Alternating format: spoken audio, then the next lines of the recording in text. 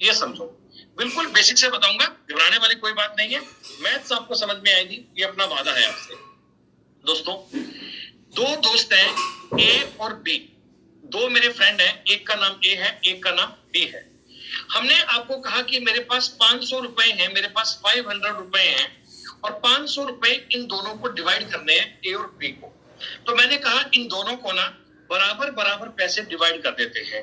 दोस्तों, मैंने ए को भी 250 रुपए दे दिए और बी को भी 250 रुपए दे दिए, दोनों को मैंने बराबर पैसे बांट दिए। अब मैं चाहता हूं इस चीज का अनुपात ज्ञात करना। बच्चों, मैंने एक वर्ड यूज किया, रेशो। रेशो का मतलब होता है, हिंदी में बोलते हैं अनुपात। अनुपात का मतलब ये होता है कि समान इकाइयों के बीच का रिलेशन, समान इकाइयों के बीच का रिलेशन रेशो कहलाता है। जैसे दोस्तों, मैं इस चीज को काटकर 1:1 लिख सकता हूं। मैं ये कह सकता हूं कि ए और बी का अनुपात है ना, वो 1:1 आएगा। इस 1:1 का मतलब क्या है? मतलब ये है बेटा कि जितना पैसा ए को मिला उतना पैसा बी को मिला। ए और बी का पार्ट आपस में इक्वल है। ए को जितना पैसा मिला उतना पैसा बी को मिला। जैसे दोस्तों, मैं इसी कंसेप्ट को आपको एक बार और बता रहा हूं। एक बार एक आदमी ने मुझे बताया कि ए और बी को जो पैसा मिला है ना, वो 1:2 में मिला है। टोटल पैसा कितना है मुझे नहीं पता, ये पता है ए और बी को जो पैसा मिला है ना, वो 1:2 में मिला है। मतलब कि जितना पैसा ए को मिला उसका डबल बी को मिला।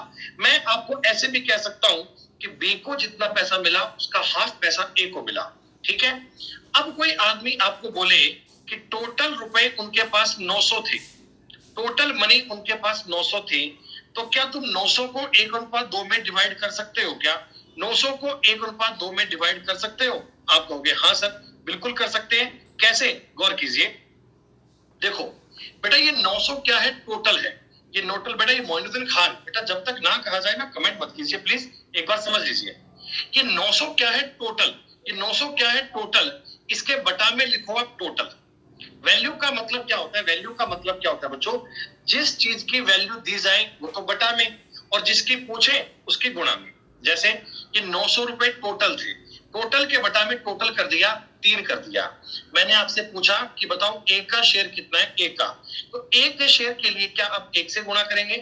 मैं आपको ये कहना चाहता हूं कि जिस चीज की वैल्यू दी जाए उसके बटा में, जिसकी पूछे उसकी गुणा में। तो सीधा सा काम करना है आपको। 300 की वैल्यू, ए का मान कितना आ गया? 300। जैसे दोस्तों, फिर समझो एक बार बात को। दो दोस्त हैं ए और बी, इनके पास कोई पैसा है, 5:2 में है। मुझे नहीं पता कितना पैसा है, मुझे कितना पता है कि 5:2 में है। मतलब ए के पास अगर 5 रुपए है, बी के पास 2 रुपए है। ठीक है। एग्जामिनर मुझे कह रहा है कि उनके पैसे का डिफरेंस, एग्जामिनर ने आपको क्या बताया? उनके पैसे का अंतर 1500 रुपए। आपको यह समझा दिया कि इनके पैसे का अंतर 1500 रुपए है, तो आप बताओ टोटल पैसा कितना बनेगा? तो बच्चों, वैल्यू सिस्टम हमसे क्या कहता है? वैल्यू सिस्टम ये कहता है कि 1500 लिखेंगे, 1500। बेटा, ये 1500 क्या है? डिफरेंस है। तो इसके बटा में डिफरेंस आएगा ना बच्चे। 1500 किस चीज की वैल्यू है? डिफरेंस की वैल्यू है। इसके बटा में कितना आएगा? 3। 3 क्यों आएगा समझ में आ रहा है? क्योंकि 1500 क्या था? डिफरेंस। डिफरेंस के बटा में डिफरेंस आएगा। अच्छा, इसका मल्टीप्लाई कर दूंगा किससे? 7 से। 7 से क्यों किया सर? टोटल पूछा गया ना हमसे, तो टोटल अपने सवाल में कितना है? 5 और 2 का जोड़ कितना है? 7। मैंने 7 से कर दिया। ये कटेगा 500 बार, 5 7 आ गया 3500। मैं कह सकता हूं उनके पास टोटल पैसा था ना, वो 3500 रुपए था।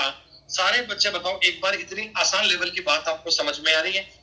अगर मैं आपको टोटल दे दूं, मैं आपको इनका डिफरेंस दे दूं, मैं आपको ए का मान दे दूं, मैं आपको बी का मान दे दूं, तो आप सब चीजों को आपस में कनेक्ट कर सकते हो। आप सारी बातों को आपस में सॉर्ट आउट कर सकते हो। एक छोटा सा एक और एग्जांपल देख लीजिएगा। एक छोटा सा डिफरेंस इनका पार्ट और देख लीजिएगा। ए और बी है। आशीष कुमार जी, आपको मैंने डिफरेंस दिया था, डिफरेंस तो 5 और 2 का डिफरेंस 3 ही तो आएगा बेटा। 5 और 2 का डिफरेंस 3 आएगा ना। अगर तुमको डिफरेंस दिया जाए तो बटा में हमने डिफरेंस लिखा। डिफरेंस कहां से आया? 5 और 2 का अंतर कितना होता है? 3। हमसे पूछा गया था टोटल, तो टोटल कितना आएगा? 7। मतलब जिस चीज की वैल्यू दी जाए वो बटा में, जिस चीज की वैल्यू पूछे वो गुणा में। सीधी सी बात है, वैल्यू सिस्टम आपसे ये कहता है ए और बी का अनुपात है, अब की बार मैंने कह दिया आपसे 5:4, कोई बात नहीं। हमने आपको इतना बताया कि ए और बी का जो पैसा है ना, इसका रेशो है 5:4 दोस्तों, कि ए को अगर 5 रुपए मिले, बी को 4 रुपए मिले। एग्जामिनर तुमसे ये कह रहे हैं कि टोटल पैसा आपके पास 1800 रुपया है, टोटल पैसा 1800 रुपया है। तो क्या आप मुझे बताओ ए व बी का अंतर, difference between A and B ज्ञात कर पाओगे क्या? ए और बी के बीच में पैसे का अंतर ज्ञात कर पाओगे क्या? दोस्तों ऐसे 1800 नहीं, आप मेरा कंसेप्ट समझो। आप 1800 बटे 9 गुणा 1 लिखोगे ऐसा? आपको ये लिखना सीखना है, मैं आपको सिखाना चाह रहा हूं कंसेप्ट। तो आपने 1800 के बटा में क्या लिखा? टोटल। टोटल कितना है? 9। पूछा किस चीज से? डिफरेंस। तो आपने 1 से गुणा कर लिया, आपका उत्तर आ गया। सिंपल है, इट्स वेरी इजी। अगर मैं तुमको ए का शेयर पूछता, ए का शेयर, तो क्या आप मुझे बताओ 1800 गुणा में आप 5 कर लेते क्या? आप ऐसे तो काम करते। जिस चीज की वैल्यू पूछी जाए वो बटा में, सॉरी, जिस चीज की वैल्यू गिवन हो वो बटा में, जो पूछी जाए वो गुणा में। इतना आसान काम करना है, मैथ्स टफ नहीं है, मैथ्स को समझना चाहिए। ए बी सी, दोस्तों 3 लोग थे, 3 दोस्त हैं, ठीक है। इनके पास एक पैसा है 5:4:3 में, मतलब जितना पैसा 5 के पास, 4 के पास, 3 के पास है। ए बी सी का रेशो दे दिया मैंने आपको कि भाई ए के पास अगर 5 रुपए हैं, बी के पास 4 रुपए हैं, सी के पास 3 रुपए हैं। आपको मैं ये कह रहा हूं कि बी नहीं, ए व सी का डिफरेंस 2000 रुपए है। मेरी बात समझ लेना बेटा, आपको मैंने क्या बताया है, जितना पैसा ए के पास है, जितना पैसा सी के पास है, उनका डिफरेंस कितना है? 2000। तो मैंने आपको सवाल में पूछा बताओ टोटल पैसा कितना रहा होगा। तो टोटल पैसा तुम क्या एक लाइन में ज्ञात कर लोगे क्या कि 2000 किसकी वैल्यू है? आप कहना जी 5 और 3 का डिफरेंस कितना है? 2 की वैल्यू। टोटल पैसा कितना है? 5 4 9 3 12, 12 से गुणा करना है दोस्तों, 12,000 रुपया। यहां तक की बात में किसी बच्चे को कोई दिक्कत? वैल्यू सिस्टम क्या है? मैंने जो वैल्यू सिस्टम बताया है, जिस चीज की वैल्यू दी जाए, जिस चीज की वैल्यू दी जाए वो तो बटा में, और जो वैल्यू पूछी जाए आगे, सीधी सी बात है। चलिए कैसे? अब देखो मैं ना, ये सवाल बड़े इजी हैं, आपको मैं इस प्रकार के पीडीएफ में बहुत सवाल दूंगा, मतलब अनलिमिटेड क्वेश्चन दूंगा, इतने सवाल दूंगा कि आपको कोई एक्स्ट्रा पीडीएफ, कोई एक्स्ट्रा बुक उठाने की नीड नहीं है, आपको कोई भी एक्स्ट्रा किताब फोकस करने की नीड नहीं है। बस इसी में सारी बात चेक कर लेना, सारा काम इसी में पढ़ लेना। जैसे बच्चों अब देखो एक एक लाइन के सवाल करेंगे अपन। 2 संख्याओं का अनुपात कितना है? 3:8। 115 इनका अंतर है, तो छोटी संख्या ज्ञात करनी है। जब तक ना कहा जाए उत्तर मत दिया कीजिएगा, बहुत होशियार बनने की कोई नीड नहीं है, फुल क्रिएट किया करेंगे, बातों को समझा करें बेटा। यही तो समस्या आती है ना बेटा, डिसिप्लिन बच्चे मेंटेन नहीं कर पाते, और ये हमें बड़ा काम इरिटेट करता है कि ये ऐसा क्यों करते हैं बालक। 115 क्या था? 115 ये इन दोनों का डिफरेंस था, ये इन दोनों का अंतर था। तो मैंने बटा में अंतर लिखा है, अंतर कितना? 3 और 8 का अंतर है 5। मल्टीप्लाई किससे करना है? आपसे पूछा गया स्मॉलर संख्या, तो स्मॉलर कर लीजिए। आपने पूछा बड़ी संख्या, तो बड़ी कर लेना। आपने जो भी चीज पूछी ना, उससे मल्टीप्लाई कर लो, एक लाइन में उत्तर आ जाएगा। 23 × 3 69 इज द करेक्ट आंसर। 69 तुम्हारे सवाल का उत्तर बन जाएगा। इतना इजी, 1 नंबर सवाल में कोई दिक्कत नहीं हुआ। हम आपको ऐसे ही बेटा बिल्कुल देखो इसी लेवल से स्टार्ट करेंगे, और एक ही टाइप के 10-10 क्वेश्चन करवाएंगे। जो बच्चा ईमानदारी से पढ़ने आया है ना, उसको तो समझ में आ जाएगा, वो मेरी गारंटी है। और जो फालतू में घूमने फिरने आया बच्चा, वो 1-2 क्लास के बाद में नहीं आएगा, ये भी हम जानते हैं, अपनी क्लास में ऐसा होता है अक्सर। कोई बात नहीं। देखो एक चीज को समझो, 4 संख्याएं 1:2:3:4 में, ठीक है। उनका टोटल 16 है बच्चों, उनका टोटल 16 है, उनका योग 16 है। अगर तुमको कह रहे हैं उनका योग 16 है, तो 16 किसकी वैल्यू है? 16 किसकी वैल्यू है? 16 किसकी वैल्यू है? 4 3 7 तो 9 और 1 10। भाई टोटल कहा गया, बटा में टोटल लिख देंगे। तो कह रहा है पहली और चौथी का योग क्या है दोस्तों? पहली और चौथी का योग 5 है क्या? पहली और चौथी का योग 5 है क्या? फर्स्ट और लास्ट का टोटल 5 है क्या? हमें एक लाइन लिखनी है, हमें केवल एक टर्म लिखना है, हमें वैल्यू लिखनी है। जिस चीज की वैल्यू दी जाए वो बटा में, जो पूछे वो मल्टीप्लाई में। तो एक आपने काट दिया 2 बार और उत्तर आ गया 8। इतना आसान सवाल है, बताओ। मैं इस प्रकार के सवाल में आपको क्या करना चाहता हूं, मैं आपके माइंड में वैल्यू सिस्टम फिट करना चाहता हूं, ताकि जब मैं आगे कोई टफ टॉपिक पढ़ा रहा हूँ ना, और उसके बीच में मैं आपको कोई भी कहूंगा कि इसकी वैल्यू ये हो गई, तो आपको कोई चिंता नहीं होनी चाहिए वैल्यू कहां से आ गई।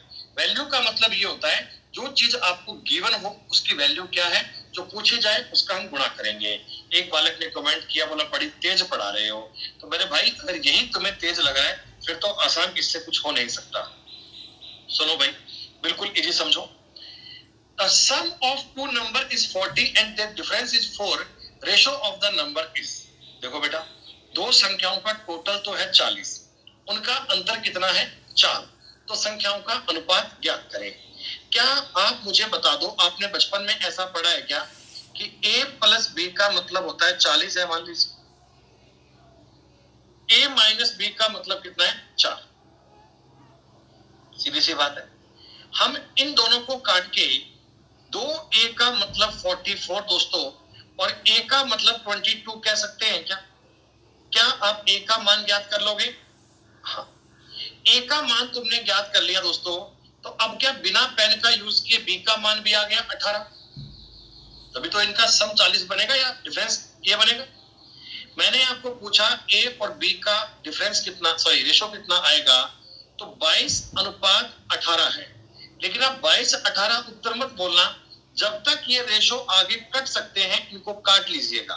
देखिए जहां तक ये रेशो आपस में कट पाते हैं ना, वो काटकर उत्तर दिया जाता है, वो काटकर उत्तर दिया जाता है। लास्ट में आपने काटकर ही चेक करना है। 22:18 को अपना उत्तर मत दीजिएगा। It's very simple. ऐसे दो संख्याओं का अनुपात 10:7 है, उनका अंतर 105 है, तो इनका योग ज्ञात कीजिए। अरे बेटा क्या तुम्हें इतना नहीं पता वर्षा गुप्ता, बेटा तुम कैसे काम करोगी? तुम्हें ये नहीं पता कि a प्लस b का मान 40 है, इसमें से a का मान अगर 22 आ गया तो b का मान कैसे आएगा, ये ज्ञात नहीं कर पा रहे। भाई गजब, भाई गजब। 40 में से 22 को ऐसे घटाना पड़ता है, 10 में से 2 गए 8, 3 में से 2 गया 1, ऐसे करना पड़ता है बच्चे। अगर ऐसे भी ना घटा हुआ तो ऐसे घटा लेना, और कोई सोर्स नहीं है बेटा।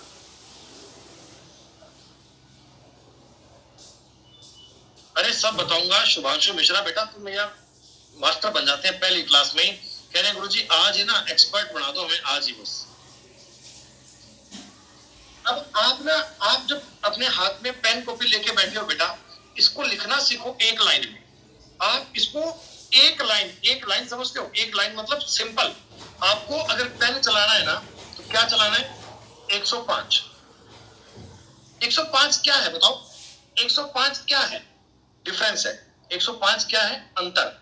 किसका अंतर है बेटा? ये 10 और 7 का, यानी कि 3 है। आपको लिखना है 105 3 की वैल्यू है। 105 किसकी वैल्यू है? 3 की। उन संख्याओं का टोटल ज्ञात करना है। क्या 17 की वैल्यू ज्ञात करनी है? अगर तुमको ये पूछे कि बताओ सर इनका टोटल कितना है, आपने 17 से मल्टीप्लाई कर दिया। अगर तुमको पूछता कि बताओ बड़ी संख्या कौन सी है, तुम 10 से मल्टीप्लाई कर लेते। अगर तुमको पूछे छोटी संख्या कौन सी है, तुम 7 से मल्टीप्लाई कर लेते। तुमको पेपर में जो भी चीज पूछे आप डायरेक्टली उससे मल्टीप्लाई करोगे, डायरेक्टली उससे गुणा करोगे, ये बन गया 35। खत्म बात। अब देखो कई लोग क्या करते हैं, मल्टीप्लाई करने के पीछे भागते हैं, 35 गुणा 17 करते हैं। आप मल्टीप्लाई मत करो, आप जरा ऑप्शंस देखो। पेपर में आपके साथ आपके दिमाग में ना ऑप्शंस हमेशा तैयार रहने चाहिए। बच्चों एक बात बताओ, अगर मैं 35 गुणा 20 करता, 35 गुणा 20 करता 700 आता क्या? 35 गुणा अगर मैं 20 करता 700 आता क्या? यानी ये उत्तर तो 700 से कम ही आएगा ना बेटा, ये उत्तर तो 700 से कम ही आएगा। और 700 से कम का जब एक ही ऑप्शन है तो पेपर में सवाल करने का कष्ट मत करना, उत्तर आ जाएगा इतना ही से। मैं आपके दिमाग में अभी सिर्फ वैल्यू सिस्टम फिट कर रहा हूं कि वैल्यू सिस्टम क्या होता है। जो चीज आपको दी जाए कि वो बटा में और जो पूछे वो गुणा में, सीधी सी बात है, कोई भी टफ काम नहीं करवा रहा। पेन का यूज मत करें, एक बार उत्तर कमेंट में नहीं चाहिए बेटा।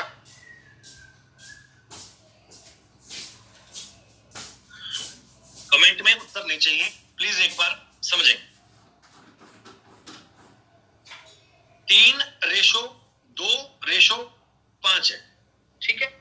उनके वर्गों का योग सम ऑफ देयर स्क्वायर इज 1862। तो बेटा मुझे इनके वर्गों का योग दिया हुआ है, ठीक है। अब मैं डायरेक्ट इनके वर्ग अपने दिमाग में कर लूं, क्या तुम ये कर पाओगे क्या कि 9 + 4 + 25, मैंने अपने दिमाग में इनके वर्ग कर लिए, मैंने अपने दिमाग में इनके वर्ग कर लिए, तो 9 4 13 और 25 38। बेटा मेरी संख्याओं में ना वर्गों का योग कितना बन रहा है? 38। मेरे हिसाब से वर्गों का योग कितना बन रहा है? 38। और वहां कितना लिखा हुआ है? 1862। आप मुझे बता दो, ये 1862 जो है, क्या ये 38 की वैल्यू है क्या? क्या ये बात देख पाओगे क्या? ये 1862 38 की वैल्यू है, क्योंकि ये क्या था? ये इनके वर्गों का योग था, मैंने वर्गों का योग कर लिया। पूछा गया सबसे छोटी संख्या कौन सी है? बेटा सबसे छोटी संख्या 2 आएगी क्या? क्या बताओ, सबसे छोटी संख्या के लिए 2 से मल्टीप्लाई करोगे। एक लाइन में सवाल कर रहा हूं, वैल्यू सिस्टम बता रहा हूं, जिसकी वैल्यू बटा में, जिसकी पूछे उसकी गुणा में। बेटा सबसे छोटी संख्या पूछेंगे ना, संख्याएं तो हमारे पास यही थी। रूप प्रसाद जी, हमारे पास जो नंबर थे बेटा, नंबर तो 3 2 5 थे ना, वो तो मैंने स्क्वायर किया, वो बात की बात है, लेकिन नंबर तो यही थे। अच्छा, अब इसको काटना भी, लोग कैसे काटें, कैसे काटने में दिक्कत होती है, हम नंबर को काट नहीं पाते, हम नंबर को समझ नहीं पाते। तो बेटा आपको एक बात पता है, देखो ये 2 का मल्टीपल है, 2 का मल्टीपल, 2 का मल्टीपल, ये उत्तर तो इवन नंबर आएगा। आपको ये पता है कि उत्तर तो इवन नंबर आएगा ना बेटा। तो 2 का मल्टीपल रेशो कह रहे हैं 2, तो इसका मतलब उत्तर बी नहीं हो सकता, उत्तर डी नहीं हो सकता, उत्तर आएगा ए या सी। इसमें से अपन चेक कर लें, क्या बड़ी बात है बेटा, इतना काम तो कर ही लेंगे ना। ये बन जाएगा 19, 19 से काटेंगे कि कटेगा 9 बार। कुछ मैंने गलती कर दी सवाल में।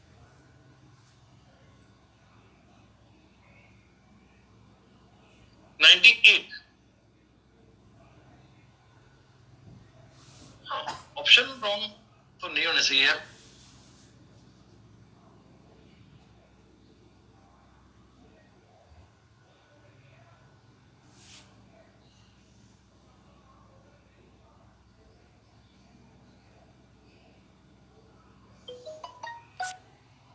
नौ 4 25, ओह सॉरी, हाँ ठीक है ठीक है ठीक है ठीक है।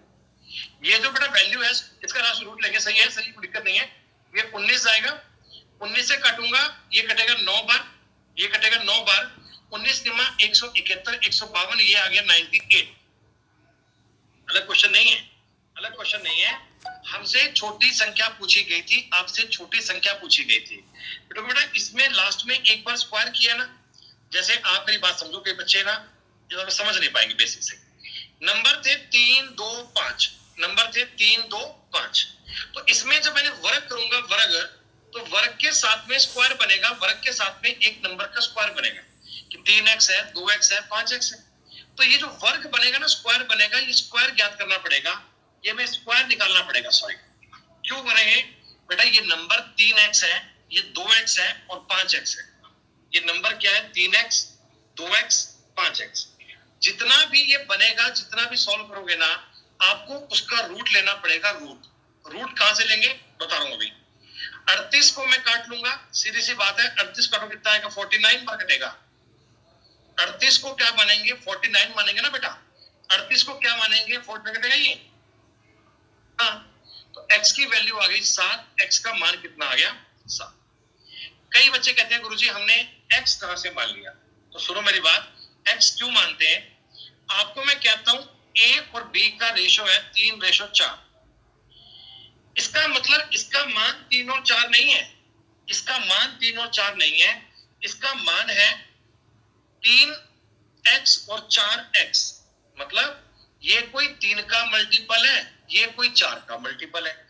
ये कोई 3 का गुणज है, ये कोई 4 का गुणज है। तो अगर वो इनका स्क्वायर करवाएगा, देखो 9x² बनेगा वास्तव में, और वो 16x² बनेगा। ये स्क्वायर की बात बनेगी, 9x², 16x²। तो लास्ट में ना एक साथ में स्क्वायर भी बनता है, एक साथ में स्क्वायर भी बनेगा। अगर आप पेपर में सवाल करोगे तो आप देखो डायरेक्ट ऐसे कर सकते हो कि 38 की वैल्यू है 1862, आपने काटा तो ये आ गया 49। लेकिन बेटा ये एक की वैल्यू ज्ञात करने के लिए आपको रूट करना पड़ेगा, 7 आएगा। एक की वैल्यू कितनी आ गई? 7। एक की वैल्यू कितनी आ गई? 7। और दोस्तों एक की वैल्यू 7 आ गई, संख्या कितनी आ गई? 14। अगर इसी सवाल में मैं आपसे पूछता, हाँ स्क्वायर करना होगा, क्यूब करना होगा, तो अब x मानेंगे, कोई दिक्कत नहीं है भाई शुभांशु। अगर मैं इस सवाल में पूछता कि बताओ टोटल संख्याओं का सम कितना था, टोटल संख्याओं का सम कितना था, तो सम कितना आएगा? अगर टोटल संख्याओं का आपसे सम पूछते, टोटल संख्याओं का सम, तो कितना आता? 70।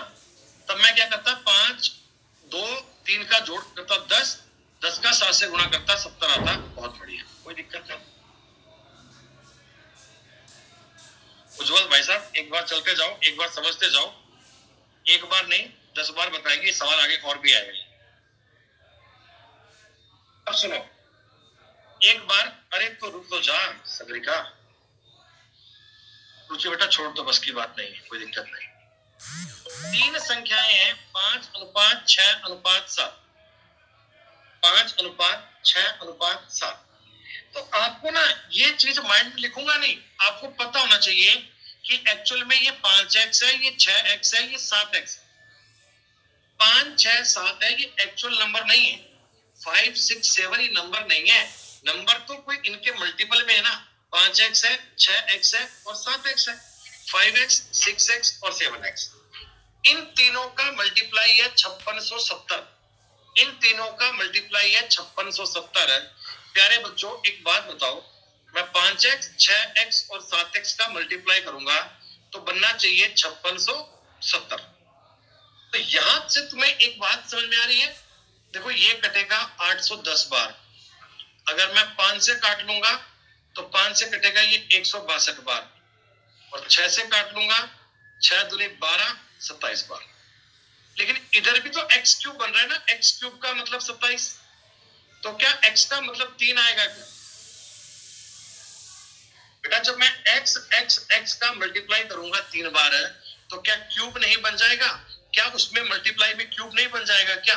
हाँ, तो x की क्यूब आ गई 27, x का मान कितना आ गया? 3। जब x का मान 3 आ गया तो बड़ी संख्या कौन सी है? तो बड़ी संख्या बन जाएगी 21। बड़ी संख्या का मान कितना हो जाएगा? 21। मतलब समझ में आया सवाल में? तुम थोड़ा सा सवाल को, लैंग्वेज को पढ़ोगे ना तो वो बता देगा। देखो बेटा अगर ये जोड़ करवाता, अगर ये डिफरेंस लेता ना, तो मुझे ये x करने की आवश्यकता नहीं थी। लेकिन अगर ये क्यूब करना हो, अगर ये स्क्वायर करना हो, अगर ये मल्टीप्लाई करना हो ना, तो आपको x साथ में चलना पड़ेगा, x का मान साथ साथ में लिखना पड़ेगा। x का मान कब लिखोगे? जब वो मल्टीप्लाई करे, जब वो क्यूब करे, जब वो स्क्वायर करे, उस केस में आपको x साथ में पैरेलल माइंड में लेके चलना पड़ेगा। एक बालक कह रहे जी x का मान 3 कैसे आ गया? बच्चों अगर x की क्यूब 27 है तो क्या x का मान 3 नहीं आ पाएगा क्या?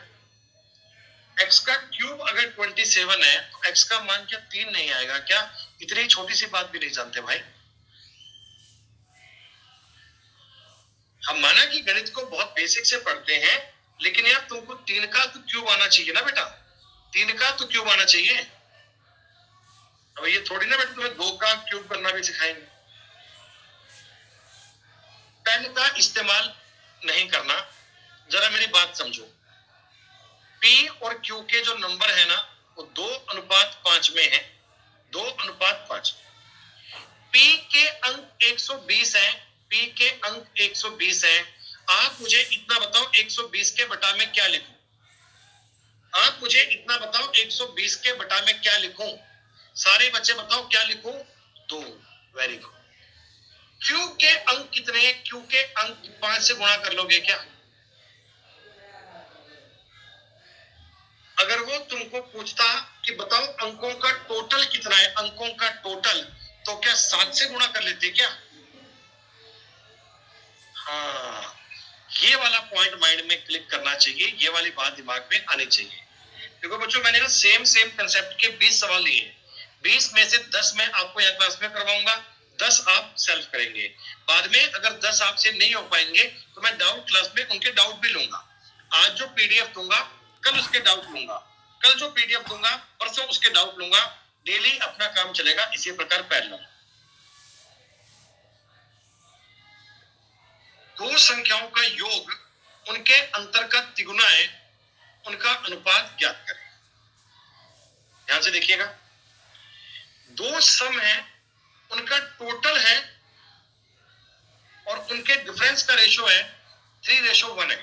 बच्चों गौर करना, जैसा जैसा तुमको बताया जाए वैसा वैसा काम करना। एक कह रहे जी उनका जो योग है ना, योग, ये उनके डिफरेंस का 3 गुना है। क्या एक बार कहो कितनी बात समझ में आ रही है? बेटा ये मोइनुद्दीन खान, उमेश पटेल, यार बेटा या तो देखो आप लोग बेटा क्लास छोड़ दो यार। मैं जानता हूं कि आप लोग बहुत एक्सपर्ट हैं, आपको सब आता है। इस बार आपने मतलब सीजीएल टॉप करके पूरे इंडिया फर्स्ट रैंक ला रखी है, मैं जानता हूं इस बात को। बेटा यहाँ बच्चे पढ़ने आए हैं ना यार, यहाँ बच्चे पढ़ने आए हैं बेटा। प्लीज यार रिक्वेस्ट कर रहा हूँ, हाथ जोड़ के विनती कर रहा हूँ यार, पढ़ाई कर लेने दो यार। इनको लगता है कि पूरी क्लास में हम ही हैं।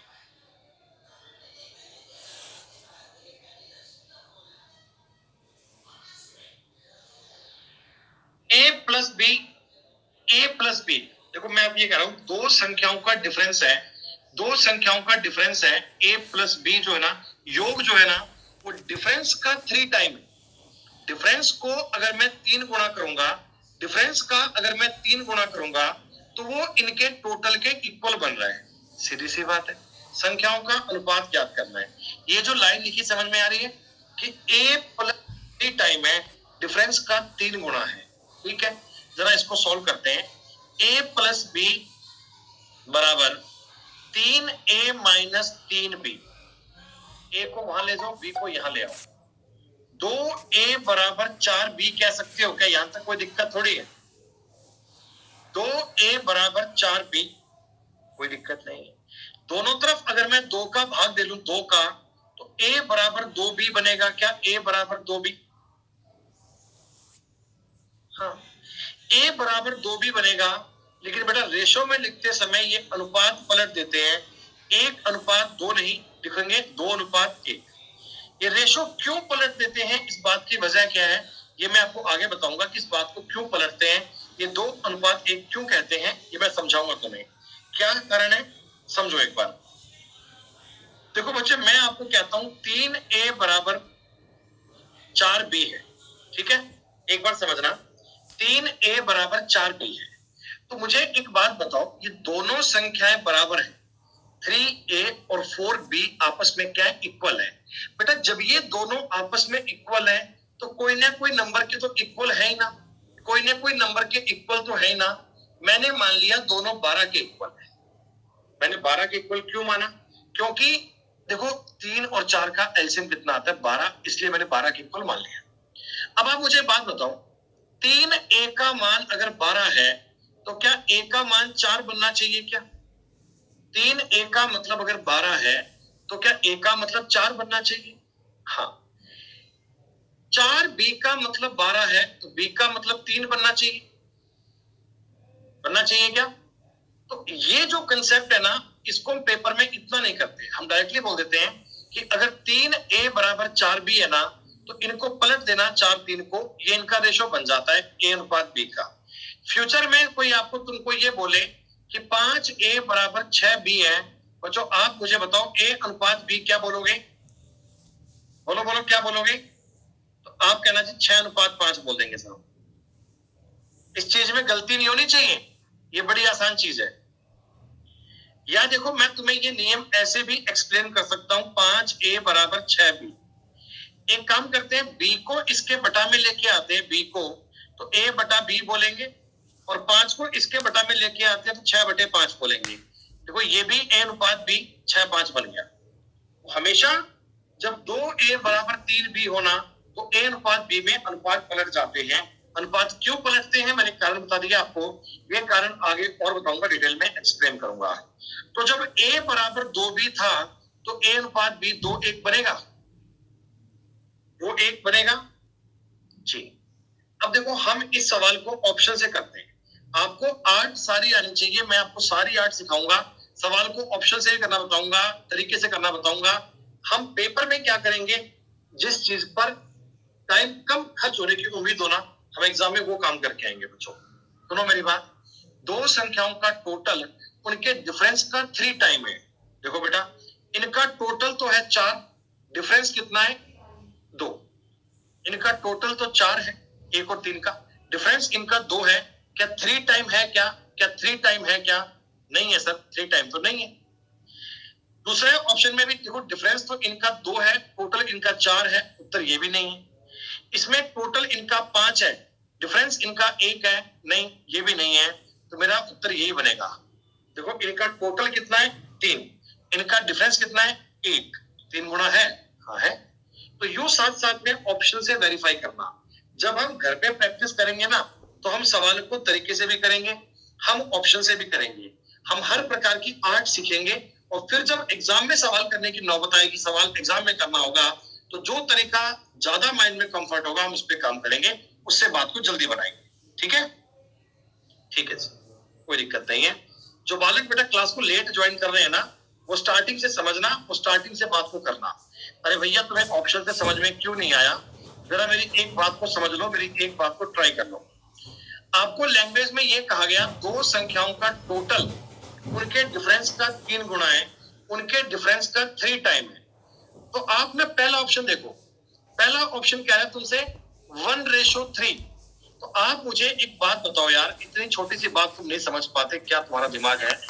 1:3 का टोटल कितना है 4, हाँ, और इनका डिफरेंस कितना है, ये टोटल है, ये डिफरेंस है, डिफरेंस कितना है 2, ये 4 है और 2 है। तो मुझे बताओ टोटल डिफरेंस का 3 टाइम है क्या? टोटल डिफरेंस का 3 टाइम है क्या? जिन लोगों ने कहा था मैं ऑप्शन समझ में नहीं आया, कौन कौन बालक थे वो मुझे बताओ ना। अनन्या सिंह, क्या ये बात तुम्हें अब समझ में आई? नहीं है, ये उत्तर नहीं होगा। ऐसे बी आंसर नहीं होगा। सी ऑप्शन पे आया तो टोटल बन रहा है 3, डिफरेंस बन रहा है 1, टोटल बन रहा है 3, डिफरेंस बन रहा है 1। क्या 3 टाइम है? हाँ 3 टाइम है। तो जो ऑप्शन आपकी बात को सेटिस्फाइड कर जाए, जो ऑप्शन आपकी बात को सेटिस्फाइड कर जाए, वो हम सही मान लेंगे। हाँ, ऑप्शन से सवाल बहुत जल्दी बन जाता है बेटा, लेकिन ये जरूरी नहीं है कि प्रत्येक सवाल ऑप्शन से बन जाए। अगर प्रत्येक सवाल ऑप्शन से बनता फिर तो कंसेप्ट पढ़ने की नीड ही नहीं है, हम ऑप्शन से करते बेटा। आपको ऑप्शन का तरीका आना चाहिए, लेकिन बाय चांस अगर ऑप्शन पे काम नहीं करता तो आपको कंसेप्चुअल ज्ञान भी होना चाहिए, ध्यान रखिए। जो बन जाए वो बोनस है, जो बन जाए वो बोनस है।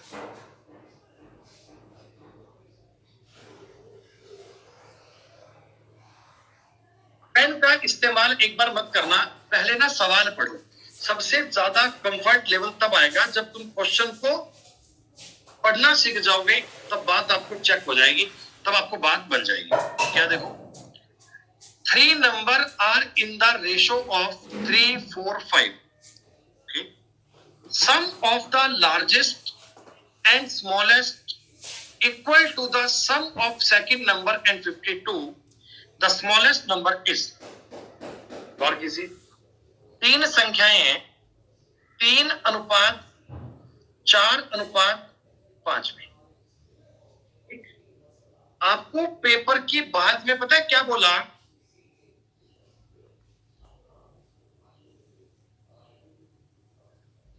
तीन बालक को कर रहा हूं बेटा मैं, एक तो वरुचि, एक कत्यान, एक शशि, और एक ये ना बहुत हो गया, एक्सेस हो गया यार। इससे ऊपर बेटा कंट्रोल करने की क्षमता नहीं है मेरी, मैं बहुत कंट्रोल करके बैठा हूं कि नहीं करना इससे कम होने को, और अब मेरे पास कोई इलाज नहीं है बेटा, सॉरी। 1 मिनट रुक जाओ, कमेंट मत करो 1 मिनट यार, इनको ब्लॉक पहले कर ही लेना दो, उसके बाद ही आगे बढ़ूंगा। रुक जा, कहाँ गया वरुचि, कत्यान, एक तो भाई ये कर दिया।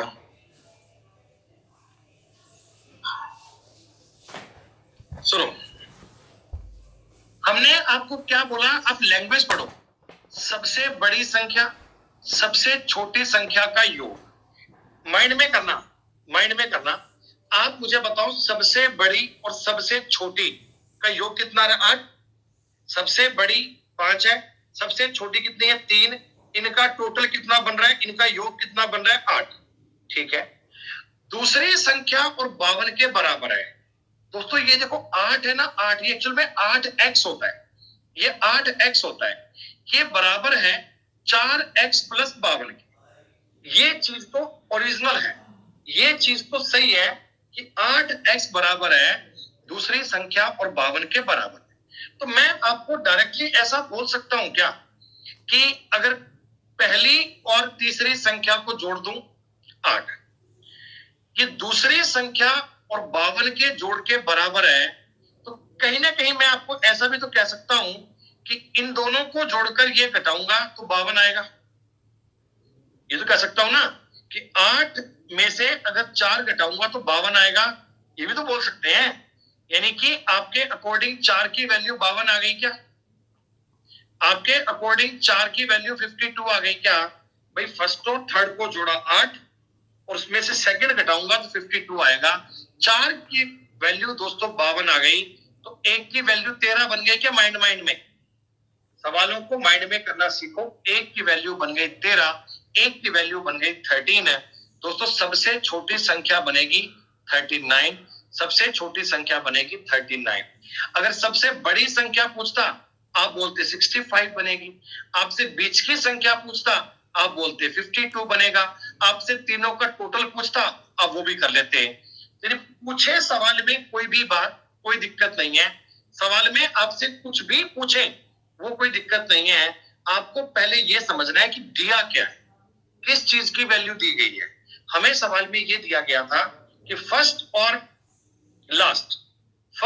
लास्ट का जो टोटल है, पहले सबसे छोटी और सबसे बड़ी संख्या का जो टोटल है वो दूसरी संख्या और 52 के बराबर है।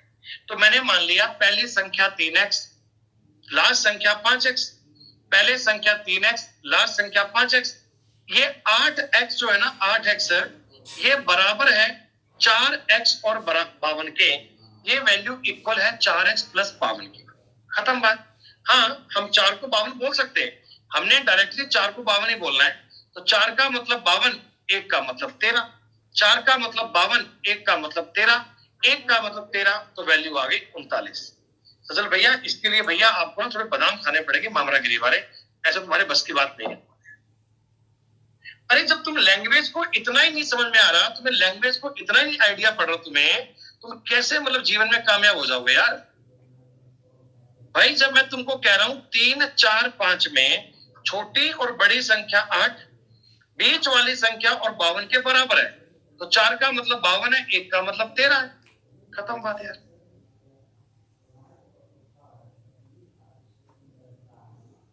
अभी जिन बातों को जो बच्चे ना कंसेप्ट को जानबूझ के नहीं समझ रहे ना, जो जानबूझ के नहीं समझ रहे ना बेटा, वो जान के बहानेबाजी कर रहे हैं कि सर समझ में नहीं आता, मैं क्या करूं। बेटा देखो अगर जितना धीमे मैं पढ़ा रहा हूं, इतना धीमे कोई मास्टर तुम्हें और पढ़ाए तो मेरी गारंटी है, और जितने सवाल मैं करवाऊंगा उतने कोई और करवा दे तो गारंटी है। लेकिन नहीं साहब, समझ में नहीं आता।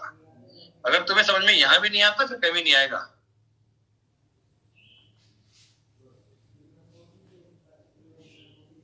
हाँ सुनो, अच्छा आपको एक सिंपल सा कंसेप्ट पता है, ये चीज ना आप बिल्कुल माइंड में सेव रखना कि इनकम जो होती है ना, इनकम ये होती है एक्सपेंडिचर प्लस सेविंग। मतलब बेटा आपने जितना पैसा कमाया उसमें से थोड़ा सा तो आपने खर्चा कर दिया और थोड़ी सी आपने बचत कर ली। तो हमें एक चीज का नियम पता है, हमें एक बात का कंसेप्ट पता है कि income is equal to expenditure plus saving.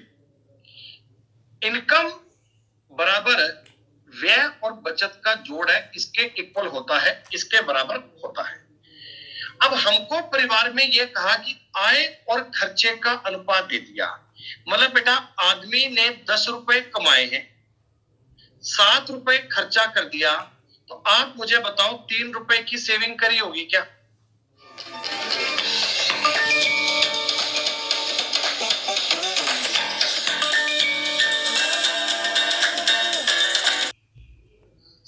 ₹5 का खर्चा कर दिया तो ₹3 उसकी सेविंग रही होगी, ₹3 उसकी सेविंग में आए होंगे।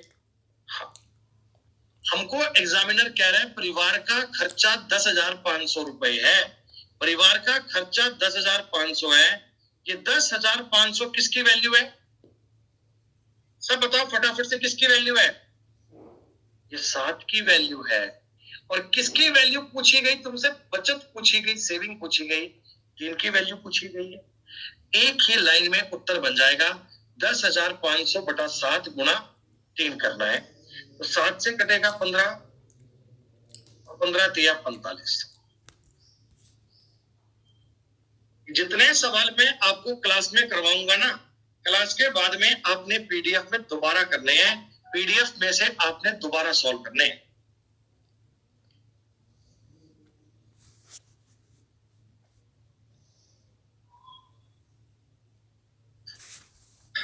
एक बार फिर समझो, एक बार फिर समझो ध्यान से। ए बी, बेटा देखो वर्ड्स पे गौर करना। एनुअल इनकम कह रहा हूं मैं आपसे, एनुअल, एनुअल शब्दों पे गौर कर लीजिएगा। ए बी सी की एनुअल इनकम है 1:3:7 में, साल की आय बता रहा है, ठीक है। ए और सी की टोटल वार्षिक आय है 8 लाख रुपए। बेटा एक बात बताओ, 1 2 3 4 हो गया सीधा 8 लाख, 8 लाख ये ना। ये 8 लाख कितने, 8 की वैल्यू है क्या? क्योंकि ए और सी का टोटल दिया है और मेरे रेशो में ए और सी का टोटल निकल के आ रहा है 8, ठीक है। आपसे पूछा गया बी की इनकम, दोस्तों बी की इनकम 3 आएगी क्या? लेकिन 3 से गुणा करने पर तो साल की इनकम बनेगी।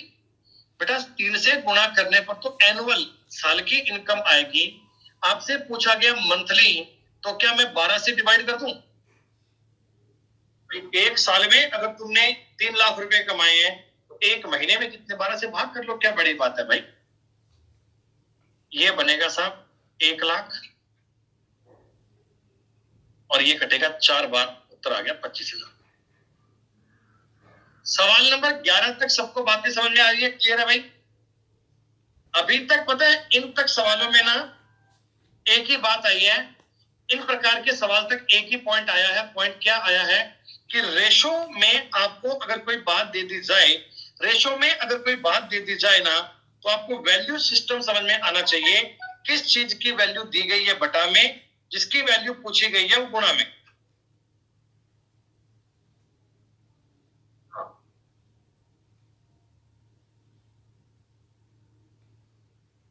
उत्तर कोई नहीं बताएगा, एक बार उत्तर कोई नहीं बताएगा, उत्तर प्लीज कोई नहीं बताएगा, उत्तर कोई नहीं बताएगा। मैं आपको ये कहना चाहता हूं फ्रिज की कीमत और टीवी की कीमत कितनी है। फ्रिज की कीमत टीवी की कीमत से 5500 रुपए ज्यादा है। ये 5500 किसकी वैल्यू है, आप मुझे बस ये बताओ किस चीज की वैल्यू है, बटा में क्या लिखूं? Very good, very good, very good. Difference दिया गया ना, डिफरेंस में डिफरेंस आएगा। तो फ्रिज की कीमत कितनी बनेगी? फ्रिज की कीमत तो 5 बनेगी भाई साहब। फ्रिज की कीमत कितनी बनेगी? 5 बनेगी, 5 से गुणा कर लेना। अब गुणा आप कर लीजिएगा। मैं आपको एक ही प्रकार के 10-11 सवाल करवा चुका हूं। अब अगले सवाल कुछ आप खुद से करेंगे, ये आपके लिए है, आपको पीडीएफ आपको दे दी जाएगी। सुनो बेटा, क्या इस क्वेश्चन में, क्या इस सवाल में, क्या इस क्वेश्चन में आपको x मानने की आवश्यकता पड़ेगी क्या? मुझे बताओ एक बार सवाल पढ़ते ही। जब भी क्वेश्चन में मल्टीप्लाई करवाए, जब भी आपको स्क्वायर करवाए, जब भी आपको क्यूब करवाए, आपको x वाली बात को फॉलो करना पड़ेगा। कैसे? संख्याएं हैं जी 2, 3, 4, ठीक है। संख्याएं क्या है? 2:3:4। हम क्या करेंगे, इनको मान लेंगे, इसका स्क्वायर 4, 9 13, 13 और 16 29।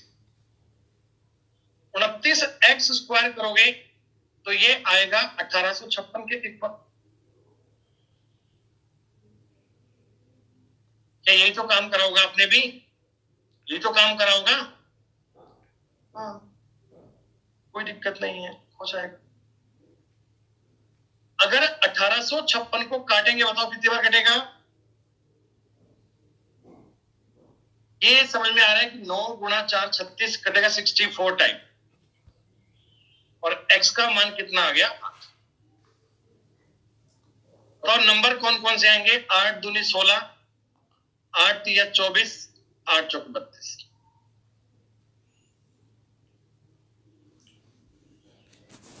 ये पता है, ये पेपर के आए हुए क्वेश्चन है, ऐसे सवाल पेपर में आते हैं। हालांकि आजकल इन क्वेश्चन का वेटेज नहीं होता, लेकिन सब टफ क्वेश्चन करने पर, मुश्किल सवाल करने के लिए आपको बेसिक बातें आनी चाहिए। अच्छा, एक मुझे छोटी सी बात बताओ, तुम एक दिन बाजार में गए, आपने कहा भैया दुकानदार से चावल क्या रेट है? दुकानदार ने कहा 10 रुपए किलो, 10 रुपए। आपने कहा ठीक है 5 किलो चावल तोल दो, 5 किलो। तो बेटा आपको बताओ कितने पैसे देने पड़ेंगे? 10 रुपए किलो चावल थे, आपने 5 किलो चावल ले लिए, तो 50 रुपए आपको देने पड़ेंगे। यानी मैं आपको ऐसा कह सकता हूं क्या, ये तो चावल का प्राइस है, ये चावल की क्वांटिटी है, यानी मात्रा है जो आपने परचेज की है, और ये आपका हो गया टोटल एक्सपेंडिचर, टोटल खर्चा। यानी क्या रेट चावल थे, आपने कितनी मात्रा ली, उनका गुणा करूंगा तो आपको कितना भुगतान करना पड़ा वो आ जाएगा। कोई समस्या तो नहीं है इस बात में। बच्चे को पता है, हम जानते हैं मार्केट में भी सब्जी लेने गए, आपने कहा आलू क्या रेट है, उसने कहा 50 रुपए किलो, आपने तोल दो 5 किलो, तो 50 रुपए के 5 किलो 250 रुपए के हो गए, साफ साफ सीधी सी बात है।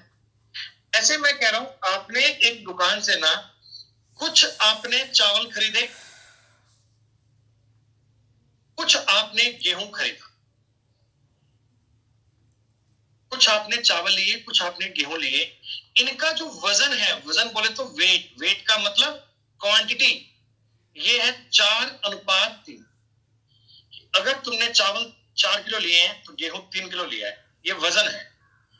उनकी जो कीमत है, कीमत का मतलब उनका प्राइस है, उनका रेट है, रेट है इनका 5:6। कीमत है ना 5:6 है। तो आप मुझे बताओ, आपका जो खर्चा है, आपका जो एक्सपेंडिचर है, वो रेशो 20:18 बनेगा क्या? सीधी सी बात है। हाँ, अच्छा रेशो को मैं 2 से कट भी कर सकता हूं, क्या मैं इसको 10:9 लिख दूं क्या? मैं ये बोल दूंगा 10 रुपए खर्चा किया है, तो गेहूं पे तुमने 9 रुपए खर्चा किया है, 10:9। टोटल इस आदमी ने खर्चा किया है 380 रुपए का। प्यारे दोस्तों, 380 क्या 19 की वैल्यू कर दूं क्या? टोटल खर्चा है, टोटल, टोटल मतलब ये 19 की वैल्यू है। और आपने पूछा क्या चावल पे कितना खर्चा किया? चावल मतलब 10 है, 200 रुपए आपका उत्तर आ गया। मैं आपको ये टॉपिक बहुत ही बेसिक लेवल पे, बहुत ही जीरो लेवल पे पढ़ा रहा हूँ, बहुत आसान स्तर की बातें समझा रहा हूँ, ये मानते हुए कि बच्चों का मैथ का बेस बहुत कमजोर है, उस बेस को स्ट्रॉन्ग करना चाहिए। तो एक एक बात बता रहा हूँ, कई बार रिपीट करते हुए उम्मीद करता हूँ कि साथ साथ आपको ये पॉइंट समझ में आ रहे होंगे। बेटा जैसे आप इन सवालों को समझ पा रहे हो ना, वैसे पूरी अर्थमेटिक समझ जाओगे। 100% आप इन बातों को ऑब्जर्व करोगे, इस बात की अपनी गारंटी है, घबराने वाली कोई बात नहीं। ये लेवल बहुत इजी है मेरे भाई, आगे आगे ना टफ सवाल भी आएगा, आगे आगे मुश्किल भी आएंगे, पर डायरेक्ट मुश्किल नहीं, फिर भी हम चलेंगे, कोई बात नहीं। देखे जाओ, आज की क्लास में मैं आपको पढ़ाऊंगा 3:45 तक। बच्चों अपना आधा घंटा फ्री रखिएगा, मतलब मेरे को मैथ पढ़ने में मजा आता है, इसलिए बता रहा हूं मैं आपको। 738 के बटा में क्या लिखूं, ये बताओ फटाफट सब बच्चे, सब बच्चे बताओ फटाफट, बटा में क्या लिखूं? वेरी गुड, बटा में 9 लिखूंगा, बटा में 9 टोटल है। बी का हिस्सा पूछे गए, 3 से गुणा कर दोगे क्या? बी के हिस्से को 3 से गुणा कर दोगे? माइंड ब्लोइंग बात है। ये सवाल अब आपके सेल्फ करने के लिए है। सेल्फ भी क्या करना है, मैं आपको इतना हिंट देता हूं, 126.50 है ना, ये टोटल की वैल्यू है, 5 4 9 तो 11 की वैल्यू है। बी का हिस्सा ए से कितना ज्यादा है? बताओ बेटा, बी ए से 3 ज्यादा है क्या? बी ए से 3 ज्यादा है क्या? इसको आप सॉल्व कर लेना, कौन सी बड़ी बात है। ये सवाल भी आप करेंगे, ये सवाल भी आप करेंगे, ये सवाल भी आप करेंगे, और ये सवाल भी आप करेंगे।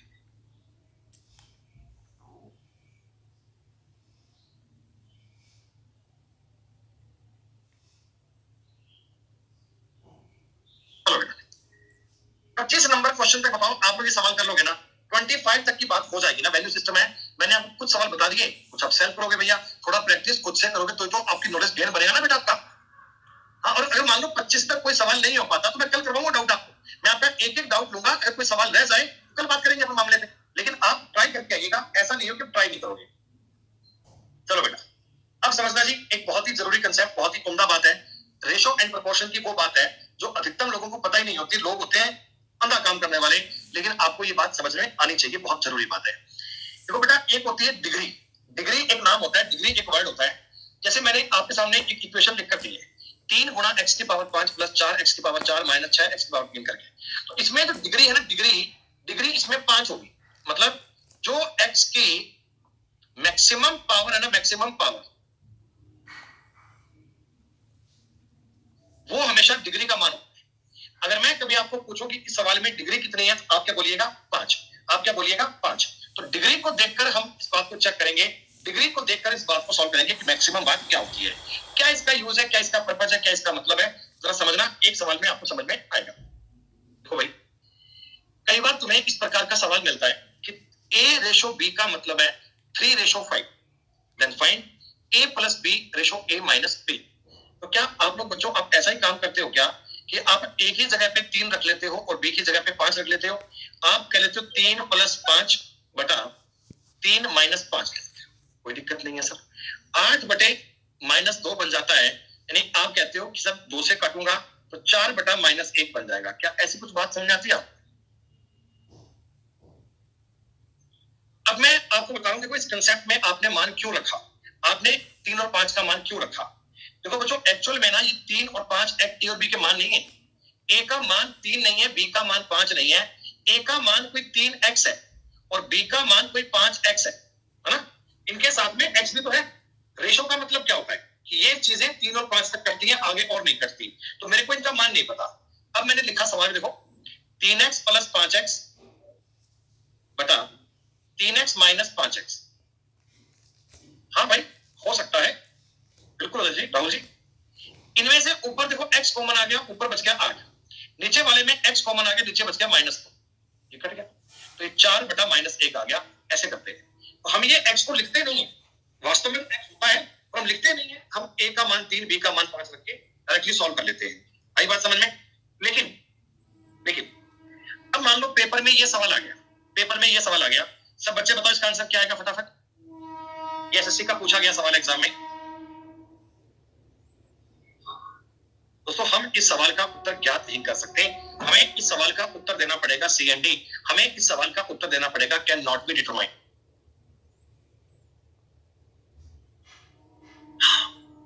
सुनो, कई नालायक पता है क्या करते हैं, A का मान 3 रख देंगे, B का मान 5 रख देंगे। मैं वो करके बता रहा हूं एक बार।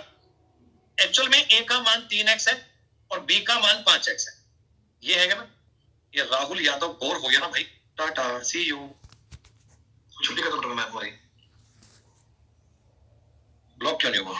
हाँ हो गया, ठीक है, हो गया। सुनो, A का मान 3x था, आपने क्यूब कर दिया, 27x³ बन गया, माइनस 25x²। ये भैया छुट्टी घर से करके आते हैं, अपनी जीवन से बेटा होते हैं फ्रस्ट्रेट लोग। B का क्यूब हो गया 125x³ प्लस A का स्क्वायर 9x²। क्या दोस्तों यही बनेगा? क्या दोस्तों यही बनेगा?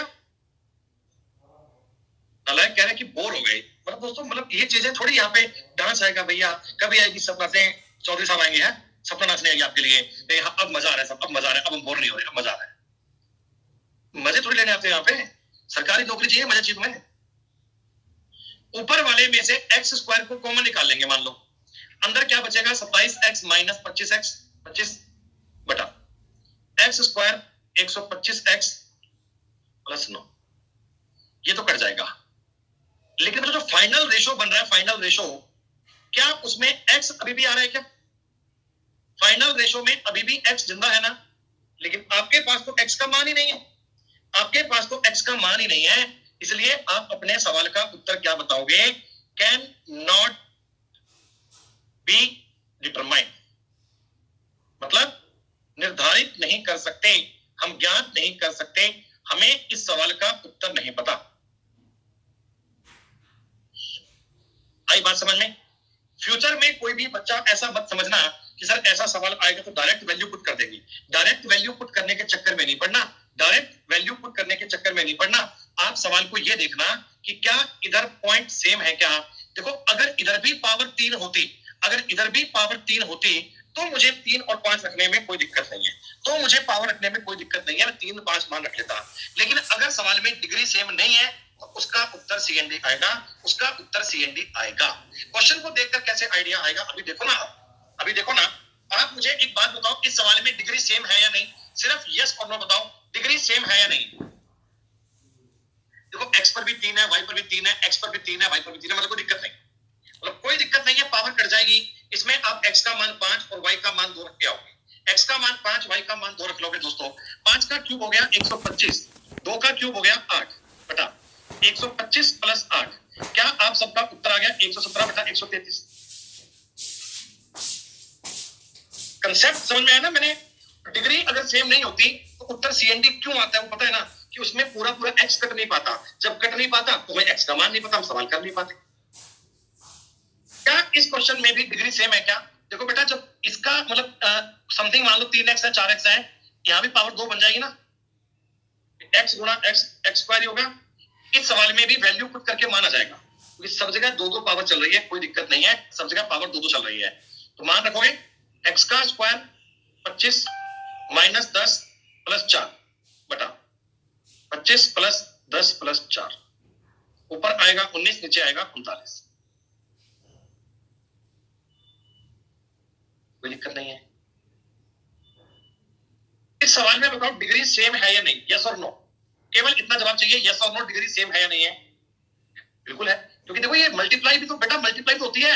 अरे x इंटू वाई का मतलब क्या है, मल्टीप्लाई तो है, पावर 2 बन जाती है ना। 5x गुणा 2x स्क्वायर बढ़ेगा। अरे क्यों नहीं समझ रहे, इसका नाम है 5x, इसका नाम है 2x मान लो, तो इसकी डिग्री सेम है, कोई दिक्कत नहीं है, रख दो मान। 5 गुना 10 माइनस 25 बटा 25 प्लस 4, ये बनेगा माइनस 15 बटे 29। जब तक आपको सवाल में डिग्री सेम मिलती है, उत्तर ज्ञात करने में कोई हर्ज नहीं है। डिग्री सेम मिल जाए तो उत्तर ज्ञात हो ही जाता है। इसका मुझे बताओ उत्तर क्या आएगा, इस सवाल का आंसर क्या आएगा। क्या देखते ही आप टिक कर दोगे ना सीएनडी आएगा। सीएनडी क्यों आएगा, वो कारण पता है ना। देखो इधर तो x की पावर 2 है, y की पावर 1 ही है, इधर 1 है 2 है, सवाल में डिग्री सेम नहीं है, इसलिए उत्तर सीएनडी आएगा।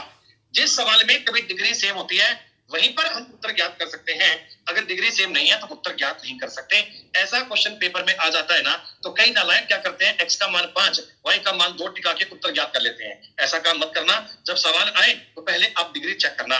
ईमानदारी से बताओ कितने ऐसे बच्चे हैं जो पहले एग्जाम में वैसे क्या करते थे कि x का मान 5 y का मान 2 रख के ये डिग्री चेक नहीं करते थे। मेरे बालक करते थे ना। बेटा आज के बाद ही डिग्री चेक जरूर करना, इसको चेक किए बिना गलती हो सकती है, इसको चेक किए बिना गलती हो सकती है। अगर ये पावर आपको सेम मिलती है तभी आपका उत्तर बनेगा। हाँ कह रहे मैं भी ऐसे करता था, अब मत करना ये काम कभी, ठीक है।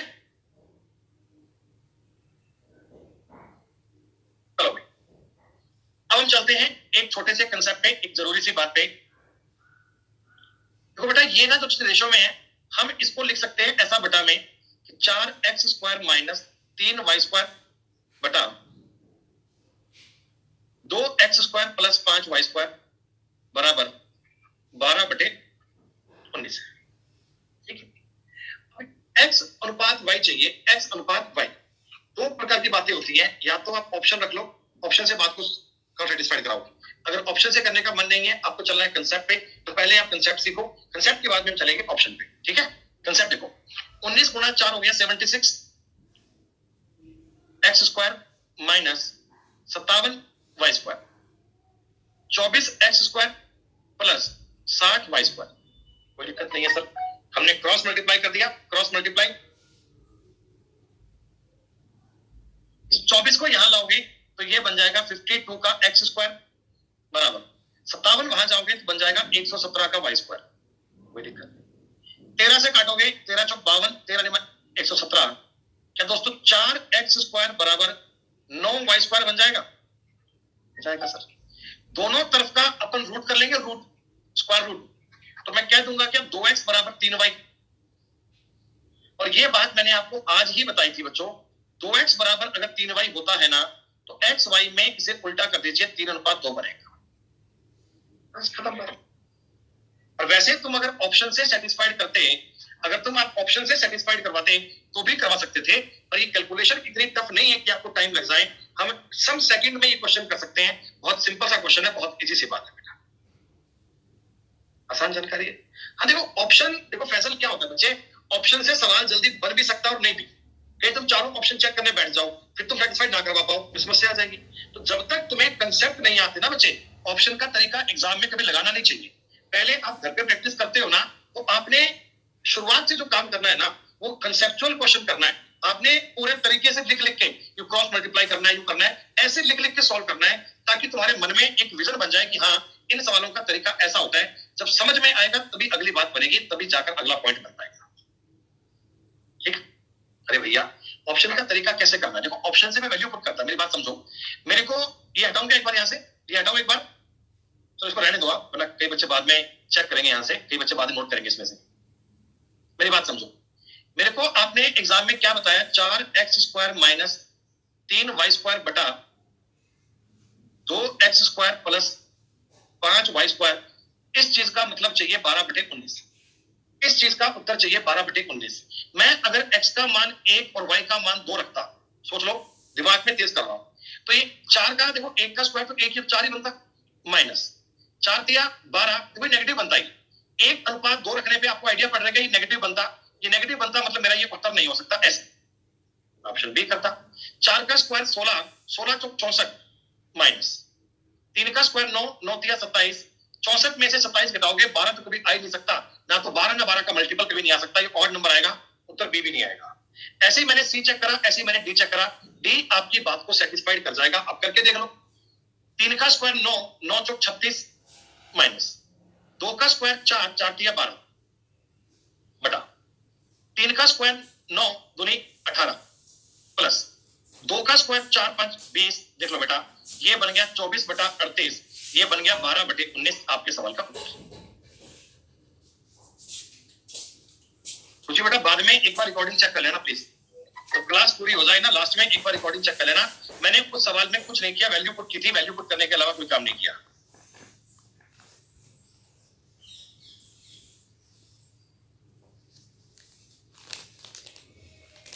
ये सवाल आपको समझ में आया?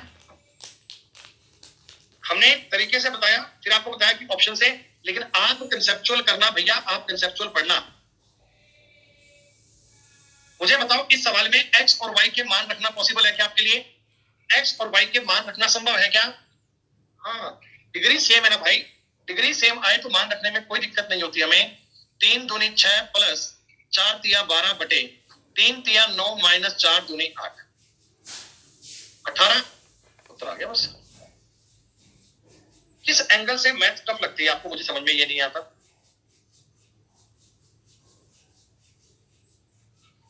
आपके करने का सवाल है, आप मुझे बता दो एक बार, डिग्री सेम है या नहीं, यस और नो, सिर्फ यस और नो बोल दीजिए, बाकी काम छोड़ दीजिए।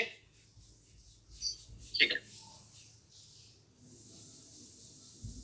डायरेक्टली मान पुट कर सकते हो ना, ए का मान 3 और बी का मान 2, डायरेक्टली वैल्यू पुट कर सकते हैं, कोई दिक्कत नहीं वैल्यू पुट करने में। देखो मेरी बात को समझ लेना बेटा, ध्यान दे लेना भैया। अगर मैं एक बार भी मतलब यहाँ पे स्क्वायर कर दूं, मान लो सपोज दैट, और कहीं स्क्वायर नहीं है, तो मेरे सवाल का उत्तर CND हो जाएगा। उस केस में मेरे सवाल का उत्तर CND हो जाएगा, फिर आप वैल्यू पुट नहीं कर सकते, ध्यान रखना। हाँ, अगर सब जगह स्क्वायर हो तो मुझे कोई दिक्कत नहीं है, मतलब सारा सवाल अगर एक जैसा बने तो उत्तर आएगा, एक जैसा नहीं बने तो मेरे सवाल का उत्तर नहीं आएगा।